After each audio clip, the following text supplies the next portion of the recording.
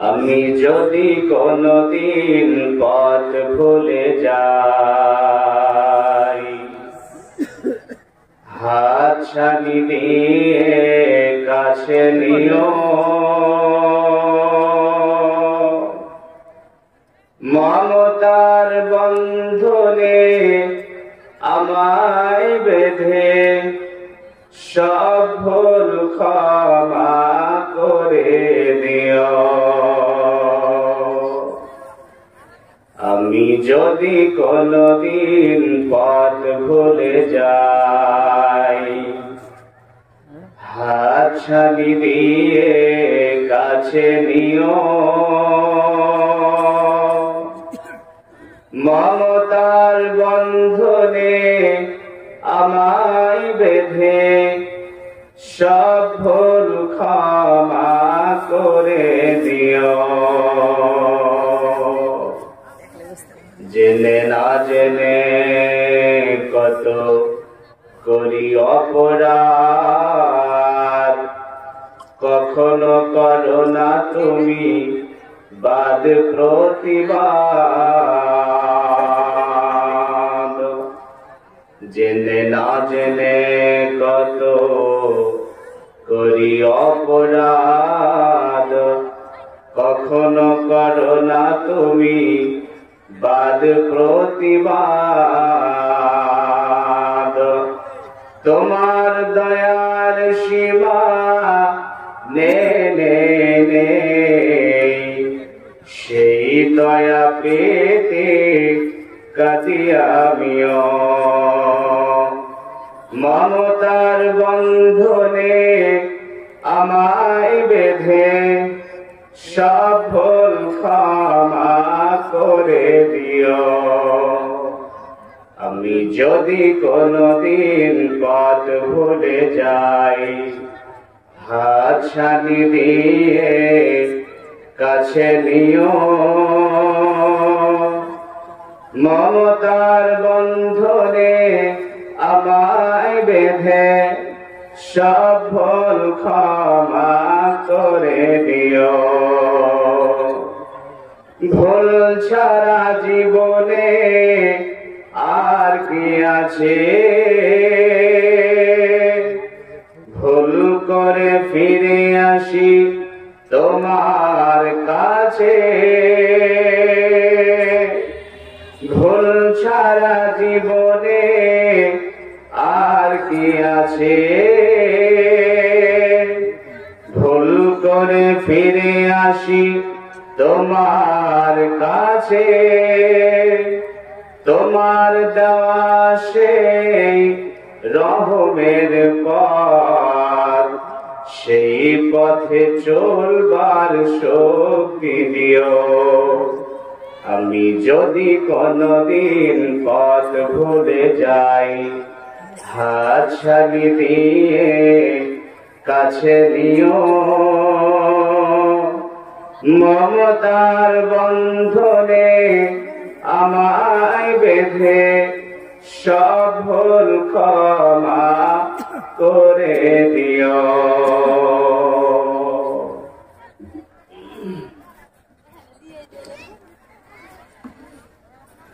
জয়ন্তপুর চামাহাট কবরস্থানের উন্নতি করবে 24তম বাৎসরিক জলসার স্বনামধন্য মহামান্য জলসা কমিটির সুনির্বাচিত মহাযোগ্যতম সভাপতি মহাশয় জনাব মৌলানা সোহরাব আলী কামলি সাহেব, প্রধান শিক্ষক জয়ন্তপুর মাদ্রাসা, সম্মানিত ওলামায়ে কেরাম, আইমায়ে কেরাম, মুয়াজ্জিনে ইসলাম, সামনে বসে থাকা গুটি কয়েক শ্রদ্ধাভাজন স্মৃতিভাজন বয়োজ্যেষ্ঠ বড় কনিষ্ঠ ইসলাম দরদি ভাতৃমণ্ডলী, তার পাশে অবস্থানরত সম্মানিত মা এবং বোনেরা, প্রশংসা সেই মহান পাক রব্বুল আলামিনের নিমিত্তে যিনি আজকের সন্ধ্যা থেকে এই গভীর রজনী পর্যন্ত তেনারি দিন শেখার, জানার এবং বোঝার এক সুবর্ণ সুযোগ করে দিয়েছেন। সে আল্লাহ প্রশংসায় তেনারি শেখানো ভাষায় সেজদা অবনীত ভাবে শ্রদ্ধা জড়িত কণ্ঠে আবেগের সঙ্গে মহব্বতের ভাষাতে সকলে মিলে বলুন আলহামদুলিল্লাহ। এরপর দোয়া করবো সেই মহামানবের জন্য যিনার আগমনে দুরভিত হয়েছিল সারা পৃথিবীর অশান্তি। সারা পৃথিবীতে যখন অশান্তির আগুন দাউ দাউ করে জ্বলছিল, মারামারি, কাটাকাটি, লাফালাফি, ফাটাফাটিকে উৎখাত করে স্বৈরাচারী কালোবাজার দুরাম্বারের বিরুদ্ধে প্রতিবাদের ঝান্ডা উড্ডীন করেছিলেন, তিনি হলেন আপনার আমার প্রাণ প্রিয় বিশ্ববরণ্য সকলের আদরণীয় গ্রহণীয় জনাবে মুহাম্মদুর রাসূলুল্লাহ সাল্লাল্লাহু আলাইহি ওয়াসাল্লামের উপর অজস্র ধারায় বর্ষিত হোক দরুদ এবং সালাম। বলুন আল্লাহুম্মা আমিন। আল্লাহুম্মা সাল্লি আলাইহি আল্লাহুম্মা বারিক আলাইহি। আজ এই কবরস্থানের উন্নতি কল্পে জলসায় আমার বক্তব্যের বিষয় মাউত। মাউত সম্বন্ধে আলোচনা করার জন্য পবিত্র কোরআন থেকে একটি আয়াতুল কারিমা তেলাওয়াত করেছি, তার সাথে সাথে সহি রওয়ায়েতে একটি সহি হাদিস পাঠ করেছি। উল্লেখিত কোরআন এবং হাদিসকে সামনে রেখে মাউত সম্বন্ধে গুরুত্বপূর্ণ তথ্যবহুল বিবরণ আলোচনা আমার আল্লাহ আমাকে যতটুকু আপনাদের সামনে বলার তৌফিক দান করবেন ততটুকু বলবো ইনশাআল্লাহ। ওমা তাওফিক ইল্লা বিল্লাহ আলাইহি তাওয়াক্কালতু ওয়া ইলাইহি উনীব। তবে আলোচনার শুরুতে যেহেতু প্রায় 12টা বাজতে চলেছে আর আপনারা অনেক মানুষ এখানে অবস্থান করছেন, তা আপনাদেরকে আলোচনা শুরু করার আগে একটি হাদিস শোনাই, তারপরে ইনশাআল্লাহ আলোচনা শুরু করব।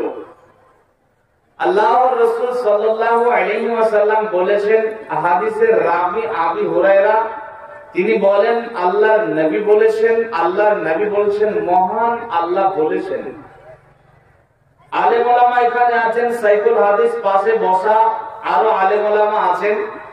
নবীজি যে হাদিস বলেন আল্লাহ বলেছেন ওটা হাদিসে কুদসি। মহান আল্লাহ বলেন, নবীজির মুখ দিয়ে বলিয়ে নেন। মহান আল্লাহ বলেন, ইয়া ইবনু আদম, আদমের সন্তানেরা শোনো, লাউ আতাইতানি শাই লাম লাউ ইয়াদাকা গিনান ওয়া আশুদ্দু ফাকরাক। আল্লাহ বলছেন, আদমের সন্তানেরা শোনো, যদি আমার জন্য তোমরা সময় দাও আমি আল্লাহ তোমাদের দুটো কাজ করে দেব। কয়টা? সবাইকে বলতে হবে কিন্তু কথা। বাংলাদেশ থেকে আসা আমার কয়েকদিন হলো, আবার 22শে ডিসেম্বর বাংলাদেশ যাব। তো বাংলাদেশের প্রোগ্রাম করে ভালো লাগে, কেন জানেন? কারণ ওখানকার শ্রোতারা কথার জবাব দেয়, বোঝার চেষ্টা করি। আর আমাদের ইন্ডিয়ান শ্রোতারা হচ্ছে অডিও শ্রোতা। আমি বলি অডিও শ্রোতা কেন? কারণ আগের জামানায় আমাদের যারা মুরব্বী দাদা ছিলেন, নানা ছিলেন, তারা মোবাইল ছিল না, টেলিভিশন ছিল না, ছিল রেডিও। তো রেডিওটাকে চালু করে দিয়ে কানের কাছে ধরে নিচের দিকে মুখ করে মাথাটাকে গভীর ধ্যান দিয়ে শুনছেন আর মাথাটাকে নাড়াচ্ছেন, নিচের দিকে মুখ। এখন আমাদের ইন্ডিয়ার শ্রোতা গুলা হয়েছে সেই তাই, নিচের দিকে মুখ করে গভীর মনোযোগ সহকারে শুনবে কিন্তু কথা বলবে না, নিচের দিকে মুখ করে থাকবে। আমি আপনাদের কাছে অনুরোধ করবো যে একটু বাংলাদেশের শ্রোতার মতো হন। আল্লাহ বলছেন আমার জন্য সময় দিলে দুইটা কাজ করব। কয়টা? এক নাম্বার কাজ লাম লাও ইয়াদাকা গিনান, আল্লাহ বলছেন ধনী বানাবো আমার জন্য সময় দিলে। বলেন সুবহানাল্লাহ।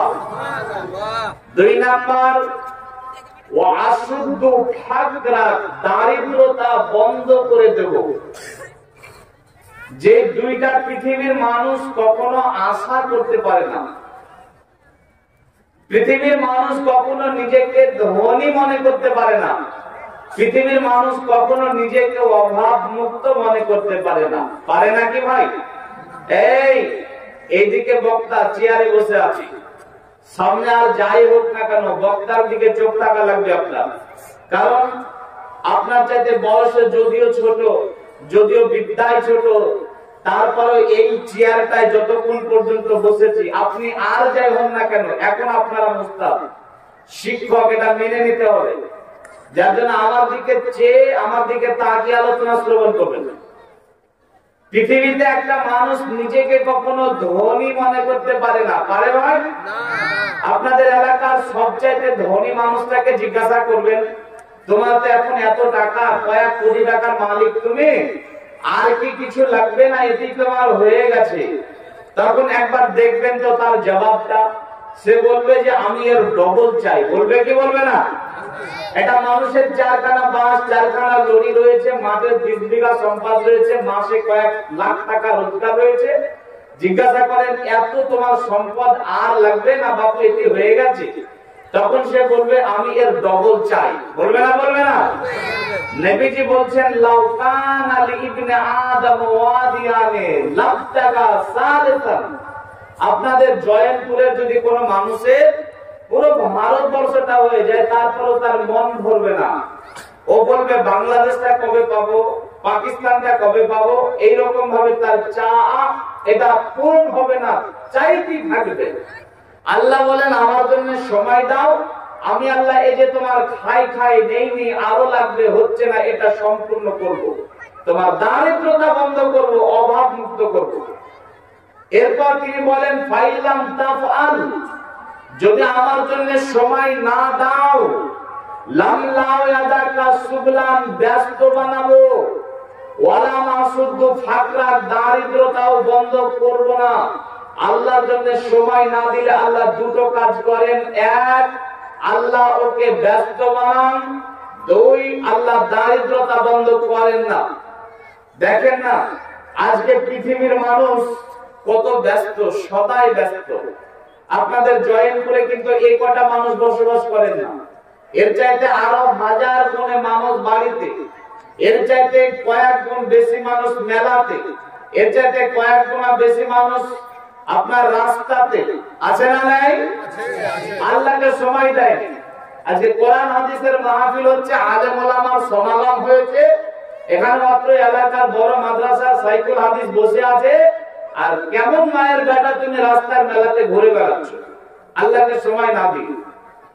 আল্লাহ বলছেন ফাইলাম তাফাল, যদি সময় না দাও আমাকে, তো তোমাকে আমি ব্যস্ত বানাবো, তোমার দারিদ্রতা আমি বন্ধ করব না।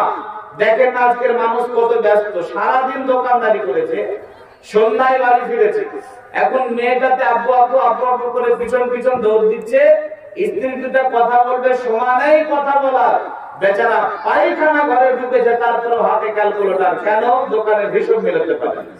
আছে না নাই এরকম? এই কথা বলেন না গো? আছে। দেখবেন একবার রেল স্টেশনে, একবার বাস স্ট্যান্ডে, ঘাড়ে ব্যাগ, কোথায় যাও? তো চেন্নাই যাচ্ছি। আরেকদিন জিজ্ঞাসা করেন কোথায় যাও? তো বেলোর যাচ্ছি। আরেকদিন জিজ্ঞাসা করেন কোথায় যাও? তো বলে হায়দ্রাবাদ যাচ্ছি। কি রে ভারতে ব্যস্ত তুমি? তো বলবে পেটের ভিতর কি হয়েছে, ডাক্তারের রোগ খুঁজে পাচ্ছে না, হসপিটাল হসপিটাল দৌড়িয়ে নিবে, আল্লাহকে সময় না দেবে। আল্লাহ বলছেন তোকে ব্যস্ত বানাবো। 2 নাম্বার, দারিদ্রতা বন্ধ করবো না, লক্ষ টাকার মালিক হবি, তারপরে জিন্দেগি যাপন করবি ফকিরের মতো, যদি আমাকে সময় না দিস। এমন মানুষ আছে না নাই? বিরাট বড় বিল্ডিং, বাড়ি, বাড়িতে রান্না হচ্ছে বিরিয়ানি, ফ্রাইড রাইস, পোলাও, খাসির গোস্ত, গরুর গোস্ত, ওর টাকা দিয়ে রান্না করা খাবার ফকিরে খায়, মিসকিনে খায়, বাড়ির কাজের লোকটাতে খায়, কিন্তু বেচারা যখন খেতে বসেছে সবার প্লেটে বিরিয়ানি, ওর প্লেটে সাদা ভাত। কেন? ডাক্তারে বলেছে বিরিয়ানি খাওয়া চলবে না। এমন মানুষ আছে না নাই? বাড়িতে খাট কিনেছে 3 লক্ষ টাকা দিয়ে, এখন বিছানায় যায় রাতের বেলায়, আপনার খাটে হাত দেয়, বিছানা তুলতুল করছে, নরম বিছানা, বিছানায় হাত দেয়, আর ডাক্তারের কথা স্মরণ হয়, ডাক্তারে বলেছে বাঁচতে চাইলে শক্ত জায়গায় ঘুমোতে হবে। 3 লক্ষ টাকার খাট পড়ে থাকলো, তুলতুলে নরম বিছানা পড়ে থাকলো, একটা চাদর বিছিয়ে মেঝেতে পড়ে থাকে। এমন মাল আছে না নাই?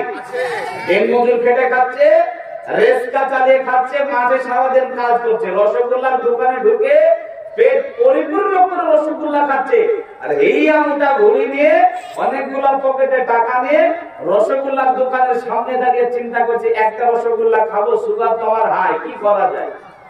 এমন মানুষ আছে না নাই? আল্লাহকে সময় দেয়নি, যেই সেই জন্য আল্লাহ রাব্বুল আলামিন ওকে সম্পদ দিয়েছেন ঠিক, কিন্তু জিন্দেগি যাপন করতে হচ্ছে ফকিরের মতো। এমন মানুষ অনেক আছে আজকের দিনে বাড়িতে শুয়ে আছে, যার জন্য যারা মাইকের আওয়াজ শুনতে পাচ্ছেন, আমি শামীম আক্তার হাক্কানী এখানে আলোচনা করবো, আপনি বাড়িতে শুয়ে থাকবেন, এটা হতে পারে না। অনুগ্রহ করে এখানে এসে আলোচনা শ্রবণ করুন। আর যতজন আমার সামনে বসে আছেন, আপনারা আল্লাহর জন্য সময় দেবেন তো ইনশাআল্লাহ? এখন পিছনের দিক থেকে হাত উঠান তো, দেবেন ইনশাআল্লাহ? আচ্ছা, কারা কারা দেবেন না একটু হাত উঠে দেখান। কারা কারা সময় দেবেন না? আপনারা দেবেন না নাকি? যাক, আপনারা দেবেন না, বাকি সবাই দেবে। একেবারে ওয়াদা করলেন ইনশাআল্লাহ শেষ পর্যন্ত আমরা এখানে এই মজলিসটাকে শেষ করে তারপরে বিদায় হবো ইনশাআল্লাহ। ইনশাআল্লাহ। মা বোনেরাও তাড়াতাড়ি করবেন না। তো ভাইয়া আসলে আমি আমার মূল আলোচনার বিষয় শুরু করি। আলোচনার বিষয় হচ্ছে মাউত। আলোচনাটা খুব মনোযোগ সহকারে শুনতে হবে। আর আজকে যে উপলক্ষে সভা করা হচ্ছে, গোরস্থানের উপলক্ষে, সেই আপনার মানে গোরস্থানের সঙ্গে এই বিষয়টার সঙ্গে অনেক মেল আছে। ভাইয়ান, মাউত শব্দটার সঙ্গে জীবন শব্দের একটা ঘনিষ্ঠ সম্পর্ক আছে। পৃথিবীতে আমরা এসেছি জীবন নিয়ে, কিন্তু তার সাথে সাথে মাউত নামক শব্দটাও আমাদের পিছনে ধাওয়া করে আসছে। আসছে না? আসছে না ভাই? একদিন আমরা এই পৃথিবীতে ছিলাম না, একদিন আবার এই পৃথিবী থেকে চির বিদায় নিয়ে চলে যেতে হবে। হবে না? হবে না? এই যে পৃথিবী থেকে চলে যেতে হবে, এটার নাম হচ্ছে মাউত। এই সাজানো গুছানো সংসার, এই মায়ার পৃথিবী, এই ভালোবাসার দুনিয়া, এই ভালোবাসার ছেলে মেয়ে, আত্মীয় স্বজন, পাড়া প্রতিবেশী সবাইকে ছেড়ে চির বিদায় নিতে হবে। এই চির বিদায়টার নাম হচ্ছে মাউত। আর এই মাউতের হাতে গ্রেফতার হতেই হবে।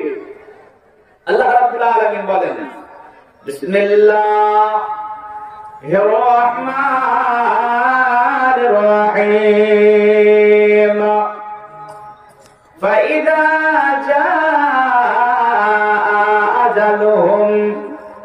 لا يستأخرون ساعة ولا يستقدمون। আল্লাহ বলেন, বান্দারে, যখন তোমার সময় হয়ে যাবে, ওই সময়ের 1 সেকেন্ড আগেও হবে না, 1 সেকেন্ড পরেও হবে না। মাউতের সময় যখন হবে, তখন মাউত এসে তোমাকে গ্রেফতার করে নিয়ে চলে যাবে। আল্লাহ রাব্বুল আলামিন বলেন, আইনামা তাকুনু ইদরিকুমুল মাউত ওয়ালাউ কুনতুম ফি বুরুজিন মুশাইয়াদা। আল্লাহ বলেন, বান্দা, মাউত থেকে তোমরা কোথায় দূরে পালাচ্ছ? সুদৃঢ় প্রাচীরের মধ্যে যদি তোমরা লুকিয়ে থাকো, সীসা ঢালা প্রাচীরের মধ্যে যদি তোমরা লুকিয়ে থাকো, যেখানে তোমরা থাকো না কেন রে বান্দা, যখন তোমার সময় হবে, মাউত সেখানে তোমার কাছে উপস্থিত হয়ে যাবে। তাহলে মাউতের হাত থেকে রেহাই পাওয়া যাবে না। পৃথিবীতে আমরা এসেছি মানে একদিন আবার আমাদের সবাইকে মৃত্যুবরণ করতে হবে। রাজা হলেও মরতে হবে, প্রজা হলেও মরতে হবে, ডাক্তারকেও মরতে হবে, ব্যারিস্টারকেও মরতে হবে, বাচ্চাকেও মরতে হবে, বৃদ্ধকেও মরতে হবে, কালোকেও মরতে হবে, ধলেকেও মরতে হবে। জীবন নামক শব্দটা সঙ্গে করে যে ব্যক্তি পৃথিবীর মাটিতে নিয়ে এসেছে, ওই ব্যক্তিকে একদিন মাউতের হাতে গ্রেফতার হতে হবে। গভীর তাত্ত্বিক আয়াত আপনার সামনে তুলে ধরব। যে ওয়াদা করেছেন ওটাওটি করবেন না, আগামী কালকে এই গ্রামটা থাকবে, আগামী কালকে জয়ন্তপুরের এই ফিল্ডটা থাকবে, থাকবে না এই স্টেজটা, থাকবে না এখানে শাইখুল হাদিসেরা, থাকবে না এখানে আলেম ওলামা, থাকবে না কোনো বক্তা, মাইক থাকবে না, স্টেজ থাকবে না, এই ফিল্ডটা থাকবে ঠিক করে। যার জন্য আজকের দিনটা একটু কষ্ট করে 2-1 ঘন্টা সময় দেন। কোরআন হাদিসের ইলম অর্জন করা সকলের জন্য অপরিহার্য। ইনশাআল্লাহ আপনি একটু হলেও বুঝতে পারবেন। আল্লাহ রাব্বুল আলামিন বলেন, বিসমিল্লাহির রহমানির রহিম, ওয়া মা জাআলনা লিবাশারিন মিন ক্বাবলিকাল খুলদ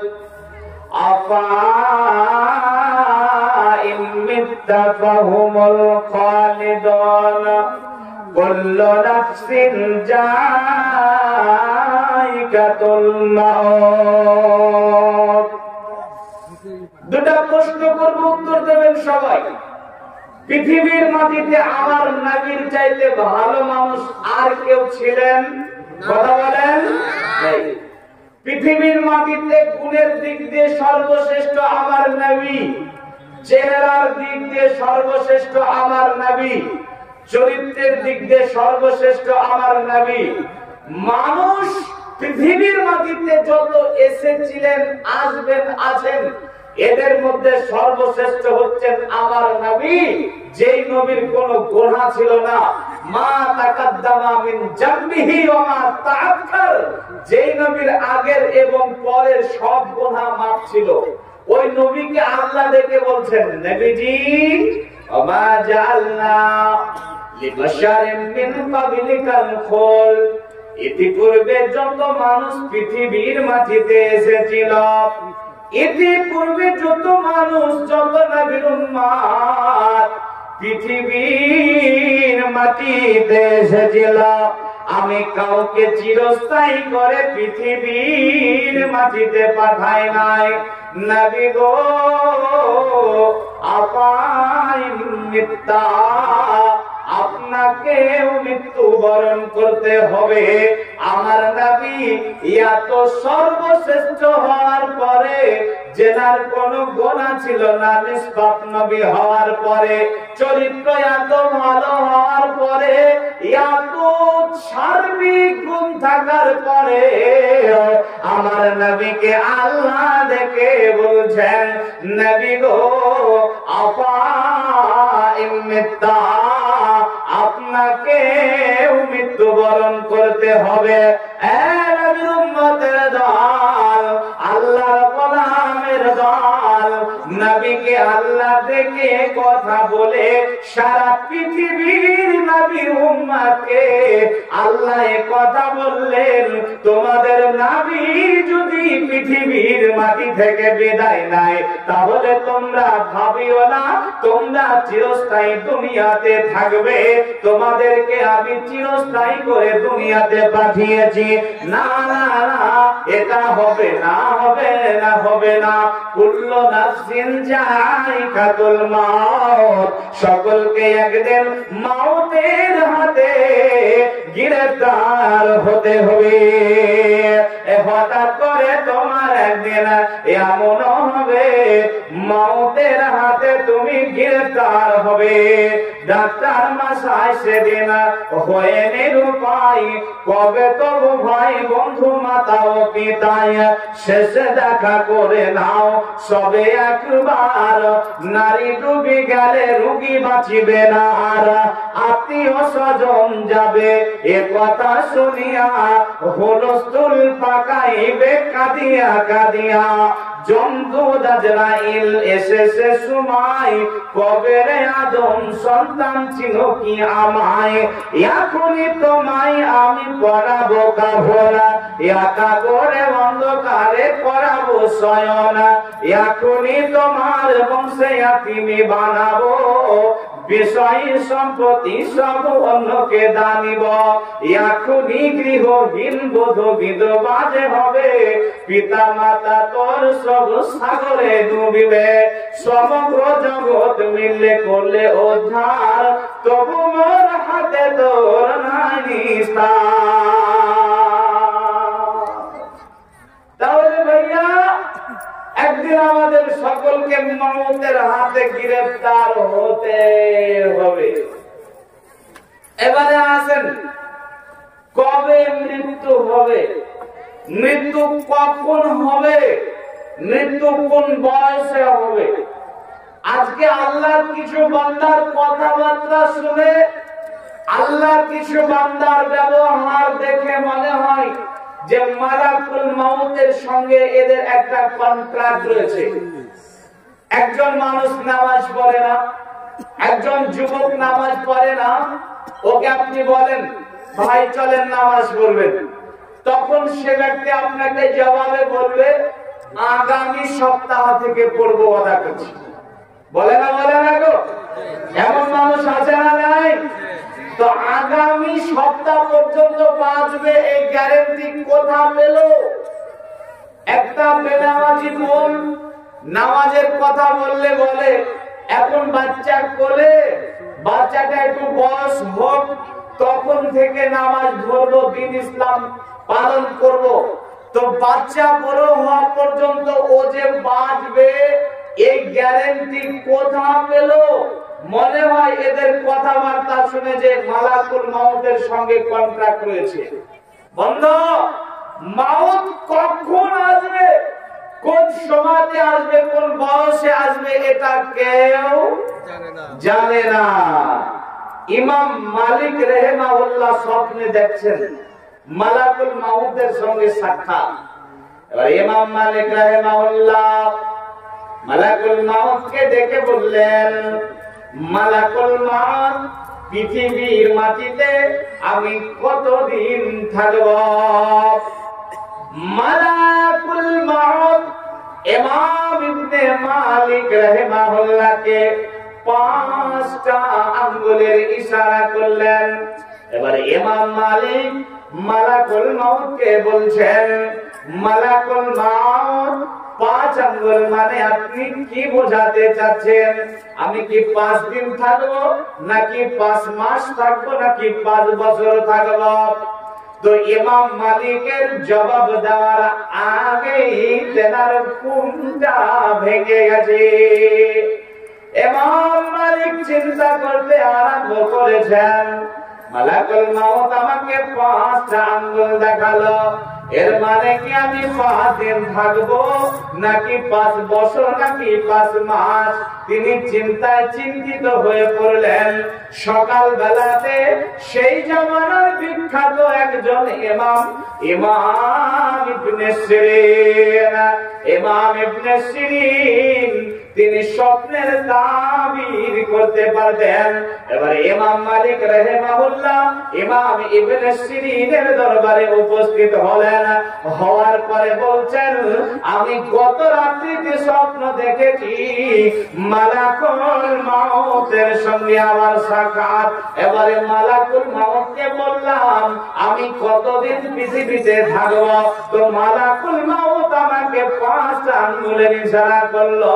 ওই ইমাম ইবনে সিরিন, আপনি আমাকে এই স্বপ্নের তাবির করে শোনান।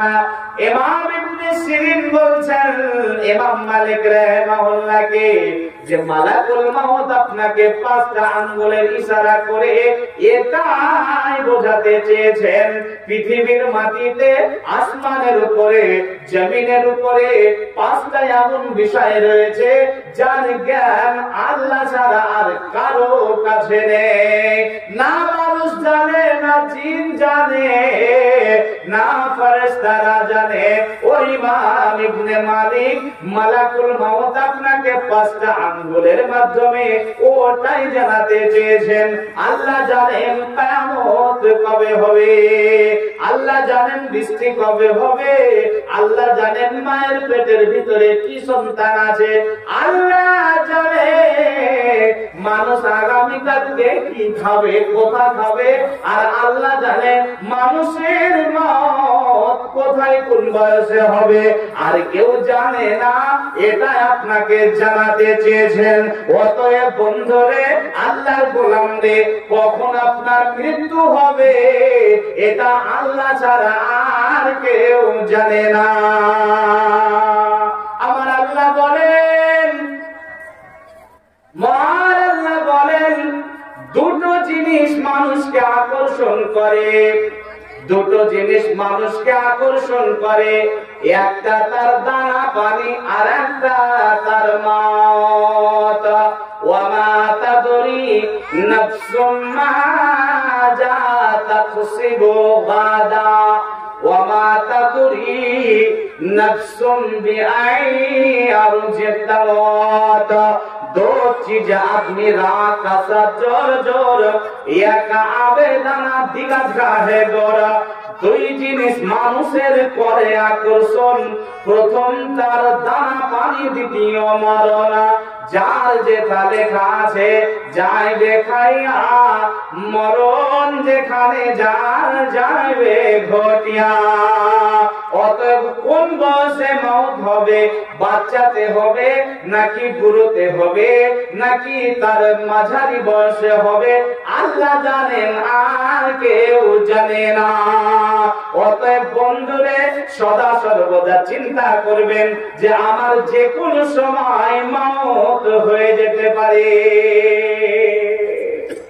ইবনে ওমর রাদিয়াল্লাহু তাআলা আনহু বলেন, আখাজা রাসূলুল্লাহ সাল্লাল্লাহু আলাইহি সাল্লাম বিবাজিন জাসাদিন। ইবনে ওমর রাদিয়াল্লাহু তাআলা আনহু বলছেন, কোন একদিন দয়ার নবী আমার শরীরের একটা অংশ হাত রাখলেন, ধরলেন, ধরার পরে বললেন, কুন ফি দুনিয়া কান্নাকা গরিবুন আও আবিরু সাবিলিন। ইবনে ওমর, ও ইবনে ওমর, তুমি দুনিয়াতে অপরিচিত এবং পথযাত্রীর মতো জিন্দেগি যাপন করবে। ইবনে ওমর শোনো, ওয়া উদ্দারাসাকা মিন আহলিল কুবুর, আর সদা সর্বদা নিজেকে কবরবাসী মনে করবে। নবীর উম্মতের দল, আল্লাহর গোলামের দল। এই কারণে ইবনে ওমর সদা সর্বদা বলতেন, ইজা আমসাইতা ফালা তানতাজিরিস সাবাহা ওয়া ইজা আসবাহাত ফালা তানতাজিরিল মাসাহা। ইবনে ওমর রাদিয়াল্লাহু তাআলা আনহু এই কারণে সদা সর্বদা বলতেন, যদি তোমরা সকাল পেয়েছো তো সন্ধ্যার আর আশা করবে না, আর যদি সন্ধ্যা পেয়ে থাকো তাহলে সকালের আর আশা করো না। যে কোনো সময় আজরাইল চলে আসতে পারে, তোমাকে কবরের বাসিন্দা বানিয়ে দিতে পারে। বন্ধু, আজকে আমাদের চলাফেরার গতি, আজকে আমাদের এই যে লাইফ স্টাইল, আমাদের কথাবার্তার চাল চলন দেখে মনে হয় মালাকুল মাউতের সঙ্গে রোজ আমরা কন্ট্রাক্ট করি যে আমাদের মাউত কবে হবে। আমাদেরকে হয় মালাকুল মাউত বলে রেখেছে এমন মনে হয়। হয় না, হয় না ভাই? হয়। এই যুবকের দল, তোমাদের মতো একজন যুবক ছিল, যে যুবক পৃথিবীর মাটিতে বাঁচতে চেয়েছিল 150 বছর। কয় শত বছর? 150 বছর। তবে সে কোন সাধারণ ব্যক্তি না, পৃথিবীর মানুষের কাছে অসাধারণ ব্যক্তি, অসাধারণ ব্যক্তি। ব্যক্তিটার নাম হচ্ছে মাইকেল জোভিস জ্যাকসন। নাম শুনেছেন না? মাইকেল জ্যাকসন কত অসাধারণ। মাইকেল জ্যাকসন যেদিন মৃত্যুবরণ করছেন, গুগলে তার নামে এতটা সার্চ করেছে, গুগল পর্যন্ত চিন্তায় চিন্তিত মনে হয় তাদেরকে আক্রমণ করেছে কোন আপনার আক্রমক এক ব্যক্তি। হয় না যে হ্যাক করে, করে না, করে না? গুগল পর্যন্ত মনে করছে যে মনে হয় তাদেরকে হ্যাক করেছে। ঘন্টা খানিক মতো গুগল পর্যন্ত তাদের সমস্ত লাইন বন্ধ করে রাখতে বাধ্য হয়েছিল। গুগলের মধ্যে একটা উইকিপিডিয়া রয়েছে, যে কোনো তথ্য আপনি উইকিপিডিয়ার মধ্যে পেয়ে যাবেন। তো উইকিপিডিয়াতে মাইকেল জ্যাকসন যেদিন মৃত্যুবরণ করছে তার ব্যাপারে এতটা সার্চ করা হচ্ছে উইকিপিডিয়ার মধ্যে, উইকিপিডিয়া পর্যন্ত 40 মিনিট বন্ধ রেখেছিল, মনে করছে কেউ তাদেরকে হ্যাক করেছে। কত সাধারণ কাছে, অসাধারণ ব্যক্তি পৃথিবীর মানুষের কাছে স্বল্প সময়ের মধ্যে সারা পৃথিবীতে তার ফ্যান, সারা পৃথিবী তার পপুলারিটি, পরিচিতি। মাইকেল জ্যাকসন কয়েক সেকেন্ডের পারফরম্যান্সের জন্য মিলিয়ন মিলিয়ন ডলার তাকে দেওয়া লাগতো। যখন এত সম্পদের মালিক মাইকেল জ্যাকসন মনে করছেন 150 বছর দুনিয়াতে বাঁচবে, মরতে তো হবে, তো মরবো ঠিকই, কিন্তু বাঁচবো 150 বছর। কয়শো বছর?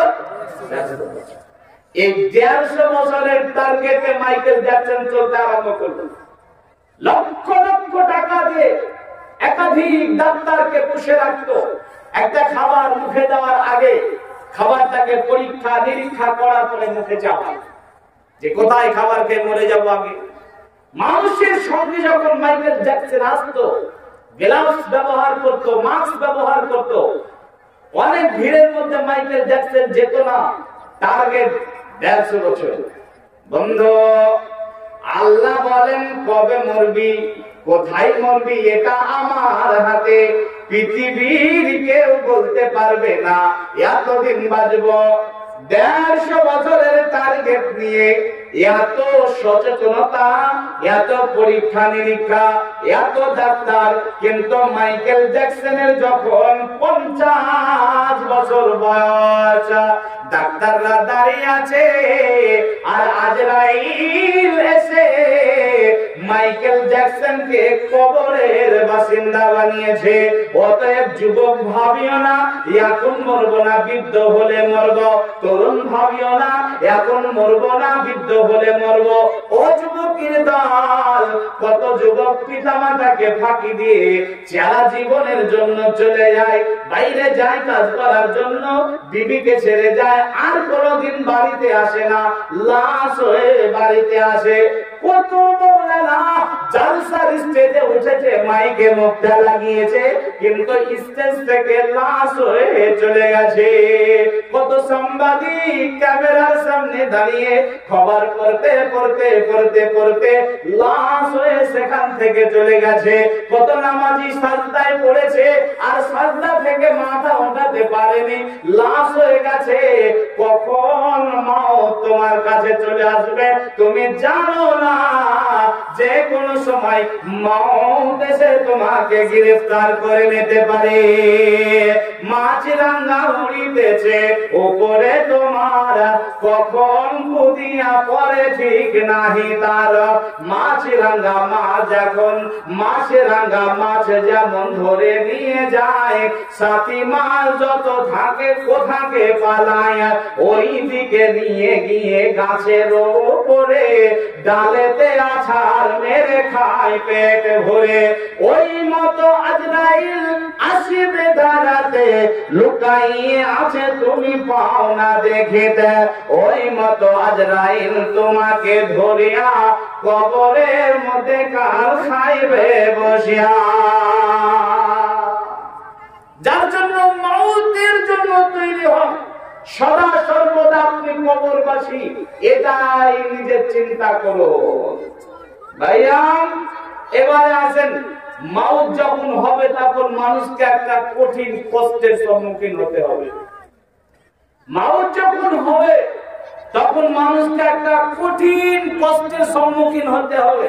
মা বোন আপনারা মনোযোগ সহকারে শুনেন। আল্লাহ বলেন বিসমিল্লাহির রহমানির রহিম, ওয়াজাআত সাকারাতুল মাউতি বিল হক। আয়াত অবতীর্ণ হলো, দয়ার নবী সাহাবাদেরকে ডাকলেন, ডাকার পরে বললেন সাহাবারা আয়াত অবতীর্ণ হয়েছে, মওতের যন্ত্রণা রয়েছে।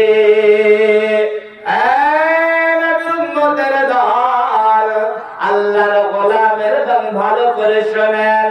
আয়াত যখন অবতীর্ণ হয়েছে মাউতের যন্ত্রণা রয়েছে, এই আয়াত শুনে নবীর একজন সাহাবা, নামটি হলো সাদ ইবনে আবি ওয়াক্কাস, খবর করে মনোযোগ সহকারে শুনবেন। হযরতে সাদ ইবনে আবি ওয়াক্কাস রাদিয়াল্লাহু তাআলা আনহু মাউতের যন্ত্রণা কেমন হয় এই চিন্তায় তিনি ব্যথিত হয়ে পড়লেন, ব্যাকুল হয়ে পড়লেন। আর সারা মদিনার মাটিতে কোন ব্যক্তি মরে যাচ্ছে এটা শুনতে পেলে সাদ ইবনে আবি ওয়াক্কাস তার কাছে চলে যেতেন, যাওয়ার পরে তার মাথার কাছে বসতেন, বসে বলতেন, ও আল্লাহর গোলাম, আল্লাহ বলেছেন মাউতের যন্ত্রণা রয়েছে, তো তুমি বলো মাউতের যন্ত্রণা তোমাকে কেমন লাগছে? সাদ ইবনে আবি ওয়াক্কাস রাদিয়াল্লাহু তাআলা আনহু তিনি এইরকম করে যেই ব্যক্তি মারা যায় তার কাছে চলে যান, যাওয়ার পরে জিজ্ঞাসা করেন মাউতের যন্ত্রণা কেমন? জি আল্লাহ বলেছেন মাউতের যন্ত্রণা হবে, তো বলো মাউতের যন্ত্রণা কেমন লাগছে? আয় নবীর উম্মতের দল, সাদ ইবনে আবি ওয়াক্কাস একদিন ফাঁকা জায়গাতে দাঁড়িয়েছেন, দাঁড়ানোর পরে আর চিৎকার করে কান্না করছেন আর বলছেন জ্ঞান আছে, দেখছে শুনছে, কিন্তু মাউতের যন্ত্রণা কেমন কেউ কেন বলল না? সাদ ইবনে আবি ওয়াক্কাস যত জনার কাছে জিজ্ঞাসা করেছেন মাউতের যন্ত্রণা কেমন কেউ বলে নাই। বন্ধুরে আমার, দিন যায় রাত যায়, দিন যায় রাত যায়, মাস যায় বছর যায়, সাদ ইবনে আবি ওয়াক্কাসের কাছে মাউত এবার আসবে, তিনি মাউতের শয্যায় পড়েছেন। এই নবীর উম্মতের দল, আল্লাহর গোলামের দল, সাদ ইবনে আবি ওয়াক্কাস মাউতের শয্যায় শয়িত, মাউতের বিছানায় শয়িত। এই রকম সময়তে সাদ ইবনে আবি ওয়াক্কাসের ছেলে তার মাথার কাছে বসেছে আর বলছেন, আগো এতদিন পর্যন্ত মাউতের যন্ত্রণা কেমন হয় এটা আপনি জানার বড্ড চেষ্টা করেছেন, কিন্তু কেউ আপনাকে বলেনি। আব্বা জান, আজকে আপনি সেই মাউতের সম্মুখীন হয়েছেন, আপনি আমাদেরকে বলে দেন মাউতের যন্ত্রণা আপনাকে কেমন লাগছে? ঘুমাচ্ছেন নাকি? এই সামনে বসে বসে ঘুমাচ্ছে না, একটু ডাকো, ডাকে থেকে ডেকে দেন। সামনে বসে বসে ঘুমাইলে হবে? ঘুমাতে পিছনে চলে যাও। এ ভাইকে ডাকেন, বড় ভাইকে ডাকেন। ঘুমায়েন না, আলোচনা মনোযোগ সহকারে শোনেন, না হলে আমি বলবো একটা আপনি বুঝবেন আর একটা, তো মনোযোগ সহকারে বোঝার চেষ্টা করেন। হযরতে সাদ ইবনে আবি ওয়াক্কাস রাদিয়াল্লাহু তাআলা আনহু তিনার মাথার কাছে বসে বসে বসে তেনার ছেলে জিজ্ঞাসা করছেন, আব্বু আব্বু, এতদিন পর্যন্ত সারা মদিনা আপনি ঘুরেছেন আর মৃত্যু শহীদ ব্যক্তিদের কাছে জিজ্ঞাসা করেছেন মাউতের যন্ত্রণা কেমন, আপনাকে কেউ বলেনি। আব্বু আপনি আজকে বলে যান, আপনি সেই মাউতের সম্মুখীন হয়েছেন, তা আপনাকে কেমন লাগছে? সাদ ইবনে আবি ওয়াক্কাস চারখানা কথা বলেছিলেন। কয়খানা? চারখানা। সাদ ইবনে আবি ওয়াক্কাস বলছেন, বেটারে মনে হচ্ছে আসমানটা ভেঙে গেছে, আমি জমিনের উপরে দাঁড়ানো আর আমার উপরে আসমানটা ভেঙে পড়েছে। বেটা মনে হচ্ছে যেন মদিনার পাহাড়গুলো আমার উপরে চাপানো হয়েছে। বেটা শোনো, মনে হচ্ছে যেন এত কঠিন অবস্থায় আমার পেটের ভিতরে খাজুরের কাঁটা হানা হচ্ছে, আর আমার এই শ্বাস যেন চুলের ছিদ্র দিয়ে বের হচ্ছে। আমি মৌতের যন্ত্রণা কেমন তোমাকে বোঝাতে পারবো না, তবে তোমাকে ধারণা দিয়ে গেলাম। মনে হচ্ছে আমার সঙ্গে এইগুলা হচ্ছে। বন্ধুরে, মৌতের যন্ত্রণা একদিন হবেই হবে। আল্লাহ বলেন ওয়াজাআত সাকারাতুল মাউতি বিল হাক, মৌতের যন্ত্রণা একদিন হবেই হবে। এতো সাধারণ একজন ব্যক্তি সাদ ইবনে আবি ওয়াক্কাস, বিশ্বের সর্বশ্রেষ্ঠ মহামানব মুহাম্মদুর রাসূলুল্লাহ সাল্লাল্লাহু আলাইহি সাল্লাম যেদিন পৃথিবীর মাটি থেকে বিদায় নিচ্ছেন, খুব ভালো করে শুনেন। উম্মুল মুমিনিন মা আয়েশা রাদিয়াল্লাহু তাআলা আনহা বলছেন, নবীজি আমার ঘরে আমার উরুতে মাথা রেখে তিনি একবার বেহুশ হয়ে যান, আর একবার জ্ঞান ফিরে, আর একবার বেহুশ হয়ে যান। আল্লাহর নবীর বিদায় সজ্জা, মৃত্যুর যন্ত্রণা কত কঠিন চিন্তা করেন। আল্লাহ রাসূলের পাশে একটা বর্তমানে পানি রাখা আছে। আল্লাহ রাসূলের যখন জ্ঞানটা ফিরছে, তখন তিনি নিজে হাতে ওই পানি দিচ্ছেন আর ছুটে মুখে দিচ্ছেন।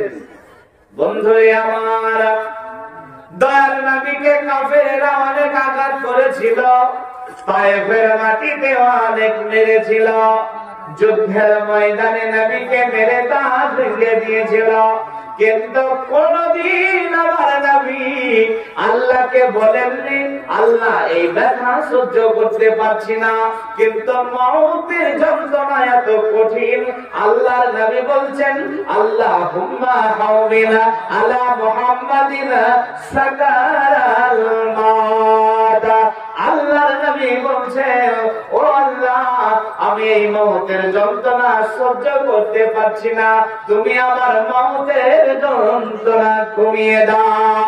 তাহলে চিন্তা করুন মওতের যন্ত্রণা কত কঠিন। এই মওতের যন্ত্রণার সম্মুখীন একদিন আমাদের সকলকে হতে হবে।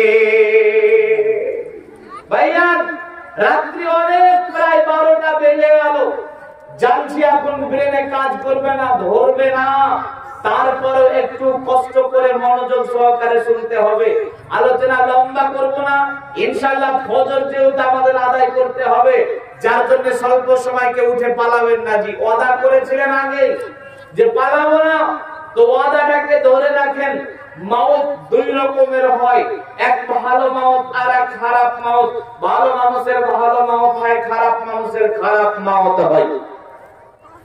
ভালো মাউতটা হয় কি করে? ভালো মাউতটা হয়, আল্লাহর নবী বলছেন, হাদিসের রাবি বারা ইবনে আজিব তিনি বলেন, ইন্নাল আবদাল মুমিন ইযা কানা ফিল কিতাইম মিনাদ দুনিয়া ওয়া ইকুবালিন মিনাল আখিরাহ নাযারাত ইলাইহি মালাকানে। বারা ইবনে আজিব রাদিয়াল্লাহু তাআলা আনহু বলেন, যখন একটা ভালো মানুষ পৃথিবীর মাটি থেকে বিদায় নেয়, তার কাছে এক দল ফেরেশতা চলে আসে। মালাকুল মাউত তাদের সঙ্গে থাকেন। এবারে ওই এক দল ফেরেশতা ওই যেই ব্যক্তি পৃথিবীর মাটি থেকে বিদায় নেবে, তার চোখের আড়ালে দূরে বসে থাকে। এরপরে মালাকুল মাউত ওই ব্যক্তিটার কাছে চলে যান। যাওয়ার পরে তার মাথায় হাত রাখেন, রাখার পরে বলেন, ইয়া আইয়াতুহান নাফসুত তাইয়্যিবা তুখরিজি ইলা মাগফিরাতিন মিনাল্লাহি ওয়া রিজওয়ানা।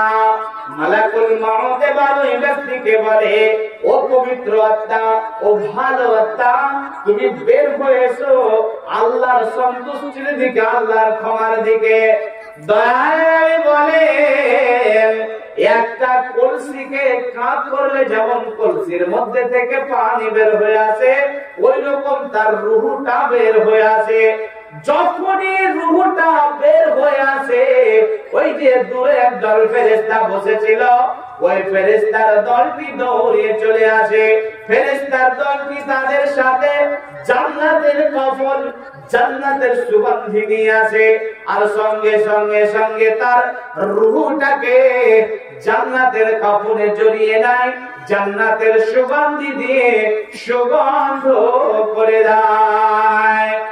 মালাকুল মউত আর ফেরেশতার দলগুলা যখন ওর রূহটাকে নিয়ে আসমানের দিকে রওনা দেয়, প্রতিমধ্যে যখন এক ফেরেশতা আর এক ফেরেশতাকে ক্রস করে, তখন ফেরেশতারা বলেন কত ভালো আত্মা, কত দামি আত্মা, কত ভালো আত্মা, আত্মাটা কার? তখন ওই ফেরেশতারা দুনিয়াতে ওই ব্যক্তির নাম, ওই ব্যক্তির বাবার নাম, এই দুই নামে পরিচিত করায়। আসমানের গেটের কাছে যখন পৌঁছে যায়, আসমানের গেট তাদের জন্য, তার জন্য খুলে যায়। এবারে প্রথম আসমানের উপরে উঠলো তার রূহটাকে নিয়ে একদল ফেরেশতা। তো প্রথম আসমানের যতগুলো ফেরেশতা আছে, ওই রূহটার সম্মানার্থে দ্বিতীয় আসমান পর্যন্ত এগিয়ে যায়। দ্বিতীয় আসমানের উপরে যখন ওঠে, তখন দ্বিতীয় আসমানের যতগুলো ফেরেশতা আছে, তৃতীয় আসমান পর্যন্ত তার সম্মানার্থে এগিয়ে যায়। এইরকম করে করে করে সপ্তম আসমান পর্যন্ত তার রূহটা নিয়ে গিয়ে আল্লাহর হুকুমে তার রূহটাকে ইল্লিনে রেখে দেয়। এটা হলো ভালো মউত। এবারে খারাপ মউতটা কেমন হয়? বারা ইবনে আজিব রাদিয়াল্লাহু তাআলা আনহু বলেন, আমরা এক আনসারী ব্যক্তির জানাজায় বেরোলাম। এই নবীর উম্মতের দল, মনোযোগ সহকারে শুনবেন। বারা ইবনে আজিব রাদিয়াল্লাহু তাআলা আনহু বলছেন, আমরা এক আনসারী ব্যক্তির জানাজায় বেরোলাম। এবারে যখন কবরস্থানে পৌঁছেছি, তখন পর্যন্ত কবর এখনো খনন করা হয় নাই। তো দয়ার নবী বসে গেলেন, আমরা তেনার চারপাশে বসে গেলাম। আল্লাহর নবী নিচের দিকে মুখ করে বসে আছেন, আর বাচ্চা ছেলেরা দেখবেন একটা ছোট খড়ি নিয়ে মাটি হাঁচড়ায়, হাঁচড়ায় না হাঁচড়ায় না? তো দয়ার নবী ওই রকম করে মাটি হাঁচড়াচ্ছেন। দয়ার নবী মাটি হাঁচড়াচ্ছেন। এইরকম সময় হঠাৎ করে মাথাটাকে ওঠালেন। ওঠানোর পরে সাহাবাদেরকে বললেন, ও আমার সাহাবারা, তোমরা কবর থেকে বাঁচো, কবর থেকে বাঁচার চেষ্টা করো। নবীজি কথাটাই একবার নয়, তিনবার বললেন। আল্লাহর নবী বলছেন, ইন্নাল আবদাল কাফির ইদা কানা ফিল কিতাইম মিনাদ দুনিয়া ওয়া ইকবালিম মিনাল আখিরাহ। দয়ার নবী বলছেন, যখন কোন খারাপ ব্যক্তি দুনিয়ার মাটি থেকে বিদায় নেয়, পরকাল পাড়ি দেয়, তখন তাদের কাছে, সেই ব্যক্তির কাছে একদল ফেরেশতা আসে, মালাকুল মউত সহ। এবারে ওই একদল ফেরেশতাটা মালাকুল মউত আর ওই একদল ফেরেশতা ওই মুর্দা মাইয়াতটার একটু দূরে তার চোখে আড়ালে বসে থাকে। মালাকুল মউত ওর ব্যক্তিটার কাছে যায়, যাওয়ার পরে ওই মাথার পরে হাত রাখে, রাখার পরে বলে, ও খাবিসাত্তা, ও নবীর উম্মত। মালাকুল মউত এই ভাষাটাই বলে, এই কথাটাই বলে। আল্লাহর নবী বলেছেন, এই কথাটাই বলে, ও খবিসাত্তা, ও খবিসাত্তা, ও খবিসাত্তা। এইরকম ভাষাতে বলে, তুখরিজি, বের হয়ে আয় আল্লাহর গজবের দিকে, আল্লাহর রাগের দিকে। কিন্তু তার রূহটা বের হতে চায় না, বের হতে চায় না, বের হতে চায় না। একটা কাঠের ভিতরে একটা লোহার শিককে ঢোকানোর পরে ওটা যেমন হাতুড়ি দিয়ে বাড়িয়ে বাড়িয়ে বাড়িয়ে বাড়িয়ে বের করতে হয়, ওই রকম কষ্ট করে তার রূহটা বের করে নেয়। বন্ধুরে, যখনই তার রূহটা বের হয়ে যায়, যায়, তখন ওই যে দূরে ফেরেশতার দলটি বসেছিল, ওরা চট নিয়ে এসেছিল, চট, ওই চটে করে তার রূহটা জড়িয়ে নেয়। জড়িয়ে নেওয়ার পরে উপরের দিকে পানিয়ে দেয়। যখন তার পাশ দিয়ে অন্য ফেরেশতা অতিক্রম করে, তখন ওই খারাপ আত্মাটার দুর্গন্ধে সারা আসমান ভরপুর হয়ে যায়। তো বাকি ফেরেশতাগুলা বলে, এ খাবিস আত্মাটা কার, এই দুর্গন্ধযুক্ত আত্মাটা কার? তখন ওই ফেরেশতার দলগুলি বলে, যারা জান কবজ করতে এসেছিল, তারা দুনিয়ায় তার বাবার নাম আর তার নামের সঙ্গে পরিচিত করায়। তখন ফেরেশতারা তার জন্য বদদোয়া করে। প্রথম আসমানের গেটের কাছে যায়, আসমানের গেট খুলতে বলা হয়, কিন্তু বন্ধ। তার আত্মার জন্য আসমানের গেট খোলা হয় না। আল্লাহর হুকুমে ওই আসমান থেকে, আসমানের গেট থেকে আসমানে ঢোকার আগে থেকে আল্লাহর হুকুমে তার আত্মাটাকে সিজিনে রেখে দেওয়া হয়, ওখান থেকে নিক্ষেপ করা হয়। আর দুনিয়ার সর্বনিম্ন স্থানে সিজিনে তার রূহটা রেখে দেওয়া হয়। এটা হলো খারাপ মৃত্যু, এটা হলো খারাপ মানুষের মৃত্যু। অতএব মাউত দুই রকমের, একটা হলো ভালো মাউত আর একটা হলো খারাপ মাউত। ভালো মাউত ভালো মানুষের জন্য, আর খারাপ মাউত খারাপ মানুষের জন্য। এবার একটু বুকে হাত দেন তো, বুকে হাত দিয়ে একটু চিন্তা করেন তো যে আপনার মাউতটা কোনটা হবে, আপনার কোন মাউত হবে, আপনার লাইফ স্টাইল, আপনার চলার গতি, আপনার দুনিয়া করা, এইগুলাকে নিয়ে একটু চিন্তা করেন যে আপনার মাউত কোনটা হবে। মালাকুল মাউত কে আপনাকে এসে বলবে, ইয়া আইয়াতুহান নাফসুত তাইয়্যিবা, এই কথা বলবে না হে খাবিস আত্মার কথা বলবে? একটু চিন্তা করো, একটু চিন্তা করো বন্ধু। আমাদের মাউত যেন ভালো মাউত হয়। মালাকুল মাউত যেন এসে বলে, ইয়া আইয়াতুহান নাফসুত তাইয়্যিবা, এই চিন্তা আমাদেরকে করতে হবে, সদা চেষ্টা করতে হবে। করব না, করবেন ইনশাআল্লাহ? ইনশাআল্লাহ সদা সর্বদা চিন্তা করতে হবে যে মৃত্যুবরণ তো করতে হবে, এখন ভালো মাউত কি করে আমাদের নসিব হবে, এই চিন্তা করতে হবে। আর এই চিন্তা করার জন্য আপনাকে যে কাজটি করতে হবে, সেটা সদা সর্বদা মাউতের চিন্তা করতে হবে, মাউতের চিন্তা করতে হবে। যদি আপনি মাউতকে নিয়ে চিন্তা ভাবনা করেন, তাহলে আপনার ভালো মাউত কি করে হবে, কি করে আমি ভালো আত্মা আমার হবে, এই কাজটি আপনি করতে পারবেন। যেভাবে চলে যেতে লাগলেন, জি চলে যেতে লাগলেন। আজকে আমাদের সবচাইতে যেটা কমতি, যেটা ঘাটতি, সেটা হচ্ছে আমরা মাউতের চিন্তা করি না, মাউতের চিন্তা করি না। কিন্তু নবীর জামানায় একজন ব্যক্তি তার বাড়িতে কবর খুঁড়ে রেখেছিলেন, কবর খুঁড়ে রেখেছিলেন। আর যখনই ঘুমানোর প্রয়োজন হতো, তখন তিনি কি করতেন, তখন তিনি ওই কবরের ভিতরে গিয়ে ঘুমাতেন। বাজি চলে যাচ্ছেন কেন, জি বসেন, আর কিছু 12:30 পার করছে না, বসেন। তো কবরের ভিতরে গিয়ে ঘুমাইতেন। কবরের ভিতরে ঘুমানোর কারণ কি?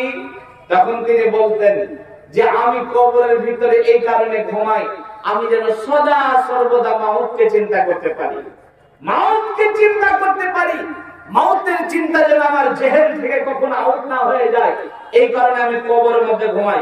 ভাইজান, আলোচনা এই সময় আপনাদের মস্তিষ্কে যাবে না, ঠিক আছে, তবে আপনাদেরকে ছোট্ট একটা কথা বলবো। মানুষ যখন মরে যায়, তখন আত্মীয় স্বজন তাদের মুখে চিঠি গোলা দেয়, দেয় না, দেয় না বলেন তো? এই কথা বলবেন না, ঘুমাচ্ছেন নাকি? জি, চিঠি গোলা দেয়। মানুষ যখন পানি দেয় স্বজন গিয়ে, মূলত সেই সময় কি ওই ব্যক্তিটা পানি চাই, ওই ব্যক্তিটা চিনি চাই, চিনি গোলা চাই না, ওই ব্যক্তিটা চাই না। ওই ব্যক্তি কি চাই? ওই ব্যক্তি চাই একটু সময়। কি চাইবো? একটু সময় চাই। সময়টা কিসের? আল্লাহকে বলে, আল্লাহ একটু কি সময় হবে?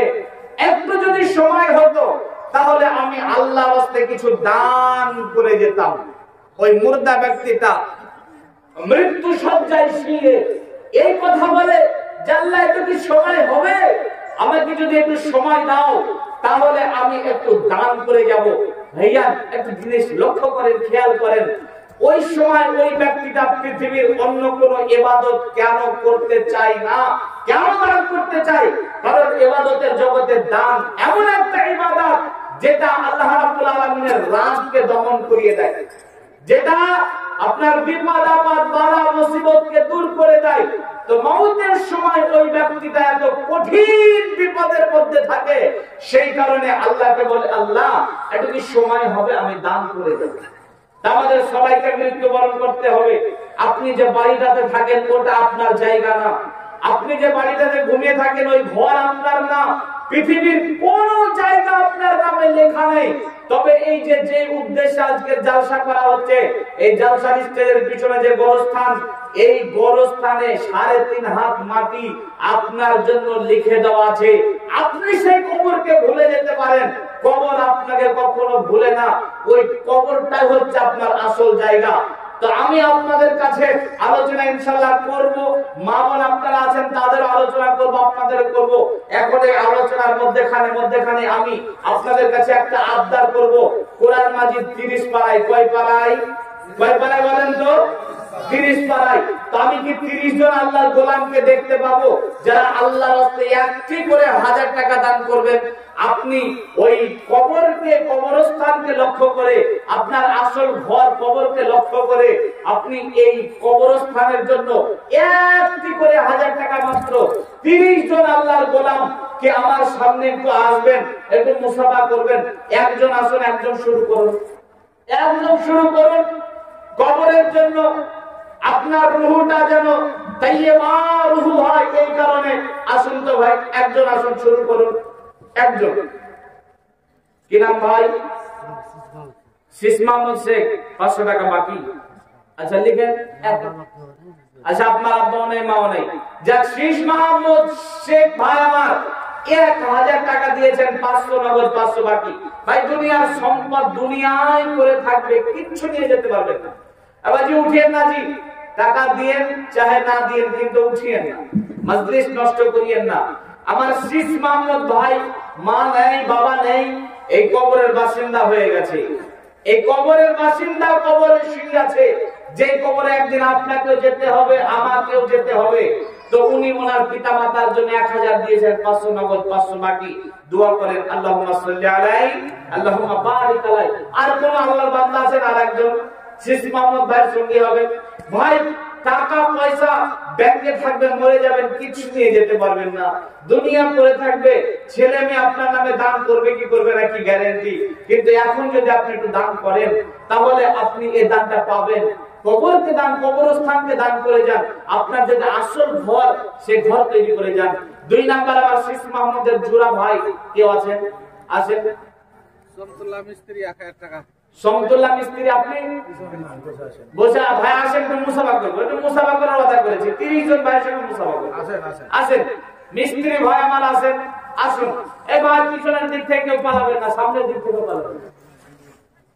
এখন যদি থাকে তবে দেবেন, আর যদি না থাকে লিখে দিবেন, পরে দিয়ে দিবেন। এখনই যে নগদ আপনাকে আনতে হবে এমনটা না। 540 টাকা মহিলা দেখে দেবেন। 540। আচ্ছা, একজন